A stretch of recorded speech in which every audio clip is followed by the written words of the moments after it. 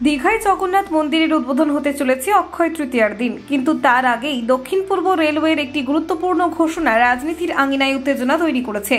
গত 25শে April railway জানায় যে 08113, 08114 হাওড়া দীঘা হাওড়া ইএমইউ স্পেশাল এবং 08115, 08116 Panskura Digha Panskura EMU special train দুটি, যা 26শে এপ্রিল থেকে 4 মে পর্যন্ত চলার জন্য নোটিফাই করা হয়েছিল, তা এখন বাতিল করা হয়েছে।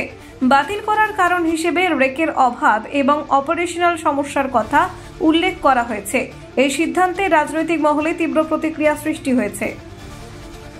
এটা অত্যন্ত ছোট মানসিকতার কাজ, ছোট মন ছাড়া এই ধরনের কাজ হয় না এবং রাজনৈতিক উদ্দেশ্য প্রণোদিতভাবে এটা করা হয়েছে। কারণ যেখানে রেগুলার ট্রেন চলে হাওড়া দীঘা পাঁশকুড়া দীঘা, সেদিন হঠাৎ বন্ধ হয়ে গেল, 4 তারিখ পর্যন্ত বন্ধ থাকবে, এই ধরনের আমরা কখনো শুনিনি। এর আগেও আমরা দেখেছি ইচ্ছাকৃতভাবে আমাদের ট্রেন দেওয়া হয়নি, ট্রেন বন্ধ করে দেওয়া হয়েছে, ট্রেন চলা নানাভাবে, কিন্তু এইভাবে আটকাতে পারবে না।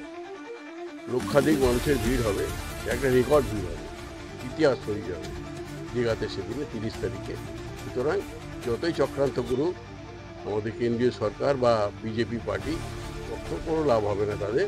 কারণ তারা ছোট মনের পরিচয়, তারা ছোট, এটা বাংলার মানুষ বুঝতে পেরে গেছে এবং সেই কারণে বাংলার মানুষ তাদেরকে উপযুক্ত শাস্তি দেবে।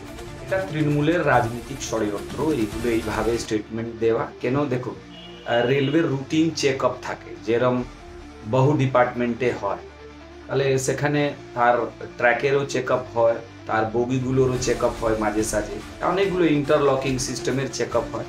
সেগুলো বিধিবত রেলওয়ে আগেই জানিয়ে দিয়েছে, আগাম জানিয়ে তারপরে ওটা করছে। তাতে এই যে সুডো সেকুলার হওয়ার যে মন্দির এনারা করছে, নতুন দীঘা নতুন জগন্নাথ মন্দির, এইগুলো সব রাজনীতিক ভোট। একদিকে হিন্দু মারা যাচ্ছে, অন্যদিকে এনারা এইভাবে স্টেটমেন্ট দিচ্ছেন। এনার নিজের মিনিস্টারদের স্টেটমেন্ট দেখলেই বোঝা যাবে। তো এগুলো মিথ্যে, মানে একেবারে বেসলেস এলিগেশনস আছে, আর কিছু না। রাজনীতিক ষড়যন্ত্র, মানুষ বোঝে, বাংলার মানুষ যথেষ্ট নলেজেবল, তারা জানে যে তৃণমূলের রাজনীতি কি, ওরা কেন কিছু বলছে।